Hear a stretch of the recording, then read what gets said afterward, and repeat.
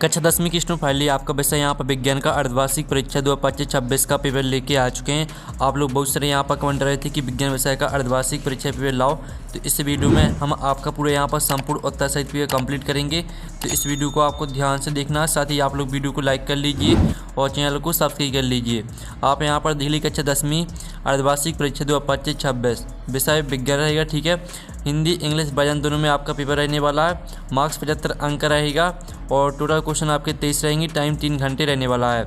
और साथ ही इस वीडियो को आपको अपने दोस्तों तक शेयर कर देना, जिससे वो भी विज्ञान विषय के पेपर अच्छे अंक ला सके, ठीक है। निर्देश आपके यहाँ पर आते हैं, सही प्रश्न अनिवार्य है, तो आप निर्देश यहाँ पढ़ लीजिएगा।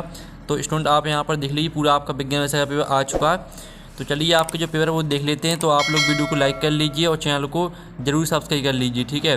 तो पहले तो आपके आते हैं सही विकल्प चुनकर लिखिए, जो कि आपके 6 नंबर के रहने वाले हैं। तो आपको यहाँ पर ध्यान से देखना है, संपूर्ण उत्तर सहित आपका पूरा पेपर कराया जाएगा। तो पहला आता निम्नलिखित में से कौन सा भौतिक परिवर्तन नहीं है। तो आपका आता मोमबत्ती का पिघलना, और बी आता पानी का उबलना, सी आता LPG का दहन, और डी आता बर्फ़ का जमना। तो निम्नलिखित में से कौन सा भौतिक परिवर्तन नहीं है। तो इसका आंसर आपका सी हो जाएगा, ठीक है, LPG का दहन। फिर आपका यहाँ पर दूसरा आता कोई विलन लाल लिटमस को नीला कर देता है, इसका pH सभ्यता क्या होगा। तो आपका ए आता है 1 और बी ऑप्शन आपका 4 दिया गया, सी ऑप्शन 5 दिया गया, डी ऑप्शन 10 दिया गया है। कोई विलन लाल लिटमस को नीला कर देता है, इसका pH सभ्यता, ठीक है, क्या होगा। तो इसका आंसर आपका यहाँ पर 10 हो जाएगा।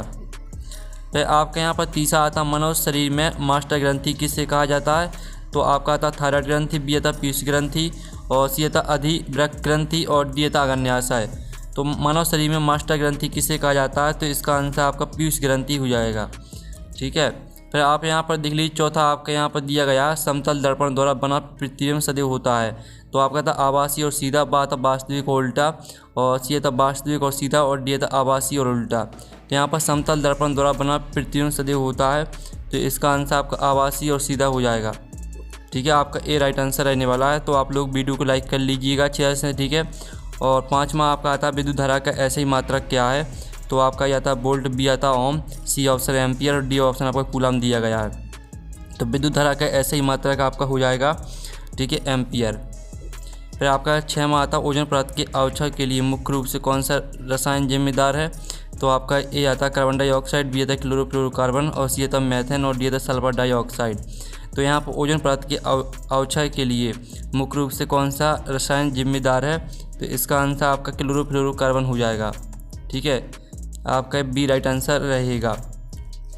साथ ही यहाँ पर इंग्लिश मीडियम के स्टूडेंट देख लीजिए, पहले का आपका यहाँ पर सी राइट आंसर रहेगा, और दूसरे का आपका डी राइट आंसर रहने वाला है, और तीसरे का आपका बी राइट आंसर हो जाएगा, ठीक है। तो आप यहाँ पर देखते जाइए। चलिए आपका यहाँ पर आता है, ठीक है। और जो चौथा आपका यहाँ पर दिया गया, चौथे का आपका राइट आंसर हो जाएगा स्टूडेंट ए, ठीक है। तो यहाँ पर इंग्लिश मीडियम के स्टूडेंट ध्यान से देख लीजिए। और 5वें का आपका यहाँ पर सी राइट आंसर रहेगा, और जो 6वां दिया गया, 6वें का राइट आंसर आपका बी हो जाएगा। अब प्रश्न 2 आता है रिक्त स्थानों की पूर्ति कीजिए, क्योंकि आपके 6 नंबर के रहने वाले हैं। तो पहला था वसा युक्त खाद्य सामग्री को विकृत गंधता से बचाने के लिए उनमें डॉट डॉट गैस मिलाई जाती है। तो इसका आंसर आपका यहाँ पर नाइट्रोजन हो जाएगा, ठीक है, नाइट्रोजन आपका यहाँ पर इसका राइट आंसर रहने वाला है। और साथ ही आपका यहाँ पर दूसरा रिक्त स्थान है, यहाँ पर आता है बेरासायनिक अभिक्रियाएँ जिनमें ऊष्मा उत्सर्जित होती है, डॉट डॉट अभिक्रियाएँ कहलाती हैं। तो इसका आंसर रहेगा ऊष्माक्षेपी, ठीक है। आप यहाँ पर देख लीजिए, ऊष्माक्षेपी अभिक्रियाएँ कहलाती हैं।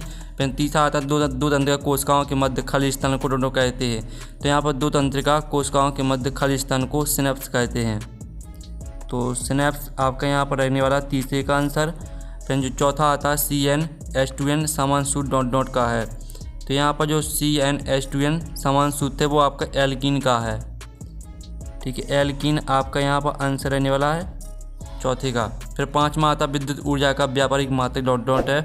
तो यहाँ विद्युत ऊर्जा का जो व्यापारिक मात्रक है वो आपका यहाँ पर किलोवाट घंटा हो जाएगा, ठीक है। आप यहाँ पर देख लीजिए किलोवाट घंटा। फिर जो आपका आता आहार श्रृंखला में ऊर्जा का प्रभाव सदैव डॉट होता है। तो यहाँ पर आहार श्रृंखला में ऊर्जा का प्रभाव, ठीक है, सदैव एक दिशीय होता है, एक दिशीय आपका यहाँ पर राइट आंसर रहने वाला है। तो इस तरह से जो आपके रिक्वेस्ट हैं वो कंप्लीट हो जाते हैं। साथ ही यहाँ पर इंग्लिश मीडियम के स्टूडेंट भी देख लीजिए। अब प्रश्न 3 आता है 7 का चयन करके लिखिए जो कि आपके 6 नंबर के रहने वाले हैं। तो पहला आता सोडियम Na को केरोसिन में डुबा कर रखा जाता है, तो पहला आपका यहाँ पर सत्य हो जाएगा। और जो आपका यहाँ पर दूसरा 7 आता है ठीक है, जिप्सम को गर्म करने पर प्लास्टर ऑफ पेरिस बनता है, तो आपका यह भी सत्य हो जाएगा। ठीक है, आपके यहाँ पर 2 सत्य हो जाते हैं। चलिए आपका तीसरा सत्य हम यहाँ पर देख लेते हैं। तो तीसरा सत्य आपका यहाँ पर दिया गया, मानव में शुक्राणु का निर्माण भेषण में होता है, तो आपका यहाँ पर सत्य रहेगा। और साथ ही आपका चौथा आता आँख के रंगीन भाग को रेटिना कहते हैं, तो ये आपका यहाँ पर असत्य रहने वाला है। ठीक है, तो आप लोग अच्छे से याद करते जाइए और साथ ही वीडियो को लाइक जरूर कर लीजिए, चैनल को भी सब्सक्राइब कर लीजिए। 5वां आता डायनेमो या जनित यांत्रिक ऊर्जा को विद्युत ऊर्जा में बदलता है, तो 5वां आपका यहाँ पर सत्य हो जाएगा।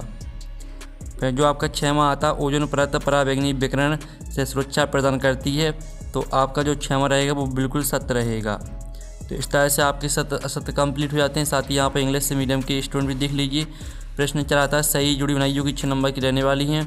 कॉलम आ में आपकी यहाँ पर सही जोड़ी दी गई हैं। ठीक है, पहली आती है आपकी पीतल, तो पीतल को आपको मिश्र धातु से मैच कर देना है। और जो दूसरी आती है HNO3, तो सिंपली सा इसको आपको अम्ल वर्षा से मैच कर देना है। और जो आती तीसरी न्यूरॉन को आपको तंत्र की इकाई से मैच कर देना है। चौथी आती है मेंडल, तो मेंडल को आपको अनुवांशिकी के जनक से मैच कर देना है। 5वीं आती विद्युत ऊर्जा, तो इसको आपको यहाँ पर जूल से मैच कर देना है। और 6वीं आती स्नेल का नियम, तो प्रकाश का परावर्तन से मैच कर देना है। इस तरह से जो आपकी सही जोड़ी वो कंप्लीट हो जाती हैं। ठीक है, आप लोगों ने अच्छे से देख ली होंगी। साथ ही यहाँ पर इंग्लिश मीडियम के स्टूडेंट भी देख लीजिए। ठीक है, यहाँ पर इंग्लिश मीडियम के स्टूडेंट भी देख सकते हैं। अब चलिए आपके यहाँ प्रश्न 5 आता है, एक शब्द वाक्य में उत्तर दीजिए जो कि 6 नंबर के आपके रहने वाले हैं। तो स्टूडेंट आप यहाँ पर देख लीजिए। पहला आपके यहाँ पर दिया लोहे पर जंग लगना किस प्रकार की अभिक्रिया है, तो आपकी यहाँ पर हो जाएगी संक्षारण। ठीक है, संक्षारण आपका यहाँ पर पहले का आंसर रहेगा। फिर दूसरा था सिरके में कौन सा अम्ल उपस्थित होता है, तो सिरके में आपका एसिटिक अम्ल उपस्थित होता है। ठीक है, यहाँ पर देख लीजिए एसिटिक अम्ल। फिर जो आपका यहाँ पर आता है उस हार्मोन का नाम बताइए जो पौधों में वृद्धि को रोकता है, तो इसका आंसर रहने वाला है आप यहाँ पर देख लीजिए एब्सिसिक अम्ल।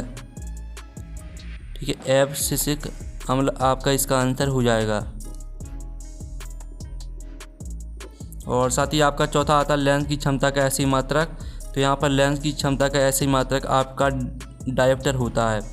ठीक है, डायोप्टर आपका इसका आंसर हो जाएगा। और जो आपका आता है प्रतिरोध का मात्रक क्या है, तो प्रतिरोध का मात्रक आपका ओम होता है।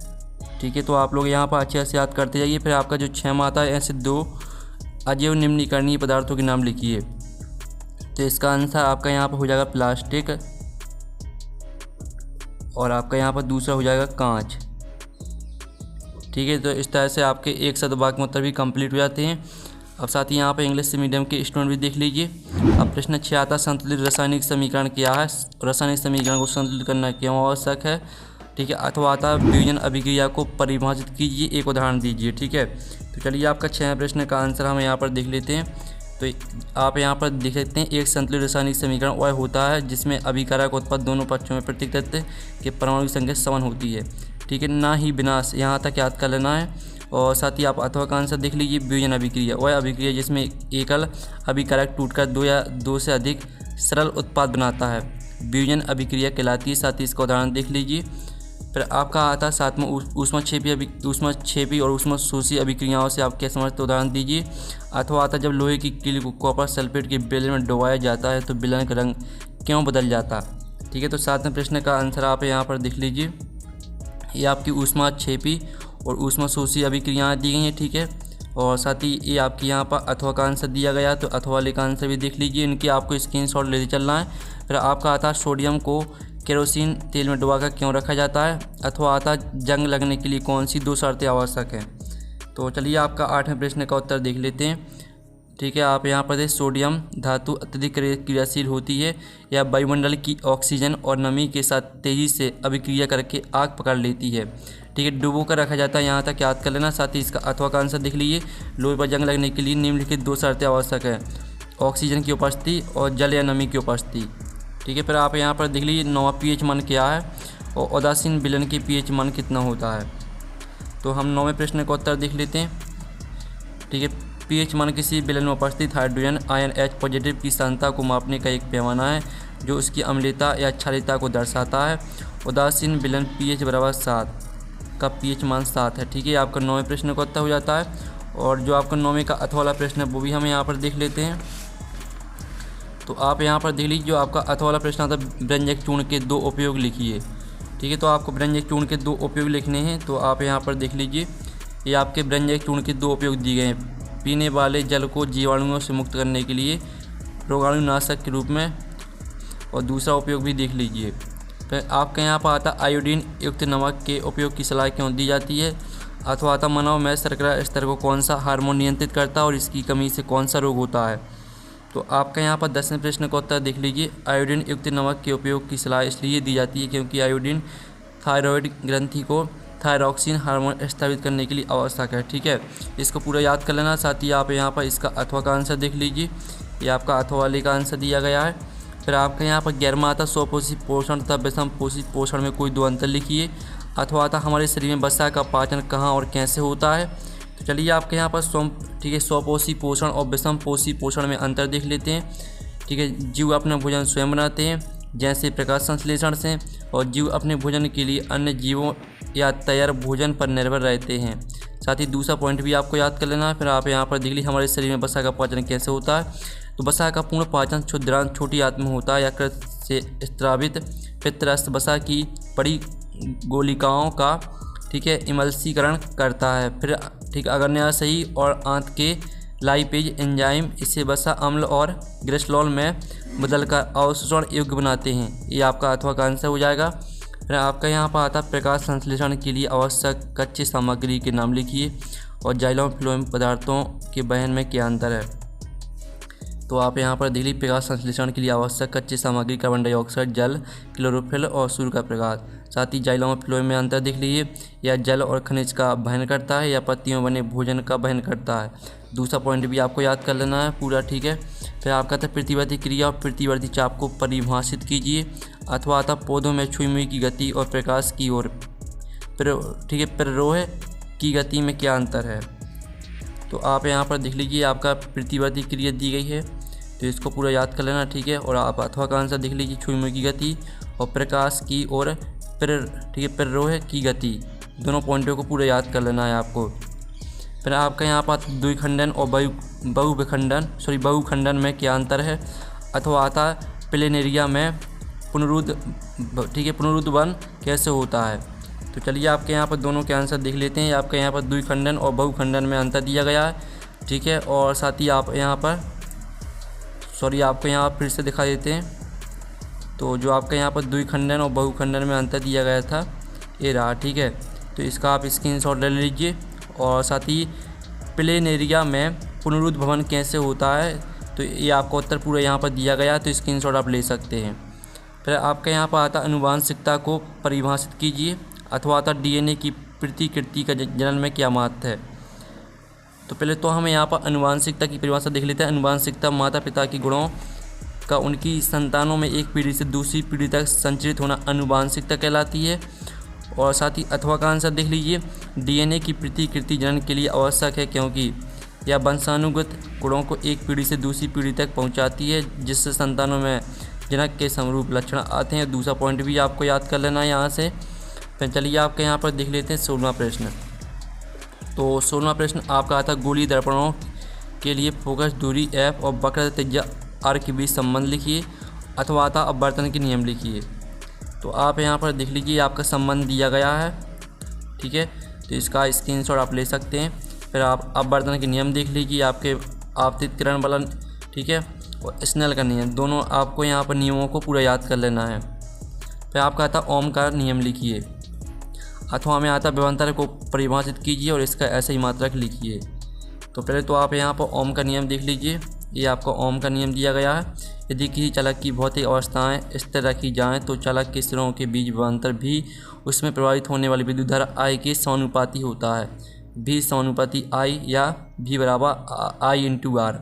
साथ ही विभवांतर को आपको परिभाषित करना था, इसका ऐसे ही मात्रक लिखना था। तो विभवांतर की परिभाषा देख लीजिए, इसका ऐसे ही मात्रक बोल्ट होता है आपका। अब चलिए आपके यहाँ पर देख लेते हैं अम्ल और क्षार में आपको 3 अंतर लिखने हैं। अथवा आता तांबे के बर्तनों को नींबू या इमली के रस से क्यों साफ किया जाता है। तो पहले तो हम यहाँ पर अम्ल और क्षार में अंतर देख लेते हैं। आप यहाँ पर देख लीजिए, इनका स्वाद खट्टा होता है, इनका स्वाद कड़वा होता है। ये नीली लिटमस को लाल कर देते हैं, ये लाल लिटमस को नीला कर देते हैं। इसका पीएच मान 7 से कम होता है, इसका पीएच मान 7 से अधिक होता है। और साथ ही आपको यहाँ पर दिखा देते हैं, ठीक है। ये आपका यहाँ पर अथवा वाले का आंसर दिया गया है। तांबे के बर्तनों को नींबू या इमली टार्ट्रिक अम्ल के रस से साफ किया जाता है क्योंकि। तीनों पॉइंटों को आपको पूरा याद कर लेना है। फिर आप यहाँ पर देख लीजिए, मानव उत्सर्जन तंत्र का नामांकित चित्र बनाइए। अथवा आता पौधों में रासायनिक समन्वय कैसे होता है। तो पहले तो आप यहाँ पर चित्र देख लीजिए, ये आपका चित्र दिया गया है, ठीक है, मानव उत्सर्जन तंत्र का। तो इसका स्क्रीनशॉट ले लीजिए और ये आपका अथवा का आंसर दिया गया है, ठीक है। तो स्क्रीनशॉट आप लेते चलिए। और फिर आपका आता विद्युत प्रश्न, 20वां प्रश्न आता है विद्युत परिपथ आरेख में उपयोग होने वाले किन्हीं 3 घटकों की प्रतीक बनाइए और उनमें उनके नाम लिखिए। अथवा आता है एक विद्युत बल्ब 220 वोल्ट और 100 वाट लिखा है। जब इसमें 110 वोल्ट पर प्रचालित करते हैं तब इसके द्वारा उपयुक्त शक्ति कितनी होगी। चलिए आपका पहले तो 20वें प्रश्न का आंसर देख लीजिए। आपका 20वें प्रश्न में इस तरह से आपको 4 इनको बनाना है, ठीक है। और आप अथवा का आंसर भी देख लीजिए, आपका 20वें के अथवा का आंसर रहने वाला है, तो इसका भी स्क्रीनशॉट आप ले लीजिए। फिर आपका आता मेंडल के प्रभाविता के नियम को समझाइए। अथवा आता लिंग निर्धारण क्या, मानव में लिंग निर्धारण प्रक्रिया को आरेख द्वारा समझाइए। तो चलिए आपका 21वें प्रश्न का उत्तर देख लेते हैं। आपको मेंडल का प्रभाविता का नियम दिया गया है, तो इसका पूरा स्क्रीनशॉट ले लीजिए। और लिंग निर्धारण क्या है और मानव में लिंग निर्धारण प्रक्रिया को आपको आरेख द्वारा समझाना था, तो ये आपको उत्तर दिया गया है, ठीक है, अथवा वाले का। तो इसका भी स्क्रीनशॉट आप ले लीजिए। फिर आपका आता तारे क्यों टिमटिमाते हैं, कारण सहित समझाइए। और साथ ही आप यहाँ पर इसका अथवा वाला प्रश्न भी देख लीजिए, ये आपका अथवा वाला प्रश्न दिया गया है। तो चलिए आपका 22वें प्रश्न का उत्तर देख लेते हैं। ये आपका 22वें प्रश्न का उत्तर यहाँ पर दिया गया, ठीक है, कारण प्रभाव निष्कर्ष। और साथ ही इसका अथवा वाले का आंसर भी देख लीजिए। फिर आपका 23वां प्रश्न आता विद्युत जनित्र का सिद्धांत लिखिए, इसकी क्रमविधि संक्षेप में समझाइए। और इसका अथवा वाला प्रश्न भी आप यहाँ पर देख लीजिए, ठीक है। तो चलिए आपका यहाँ पर 23वें प्रश्न का आंसर हम यहाँ पर देख लेते हैं। ये आपका 23वें प्रश्न का आंसर रहने वाला है और ये आपका 23वें के अथवा का आंसर रहेगा, ठीक है। तो इस तरह से जो आपका पेपर है वो कंप्लीट हो जाता है। और साथ ही आप लोग वीडियो को लाइक कर लीजिए, चैनल को सब्सक्राइब कर लीजिए। और जहाँ भी आपको समझ में नहीं आया तो आप कमेंट कर सकते हैं। तो हम नेक्स्ट वीडियो में मिलते हैं। Thanks for watching.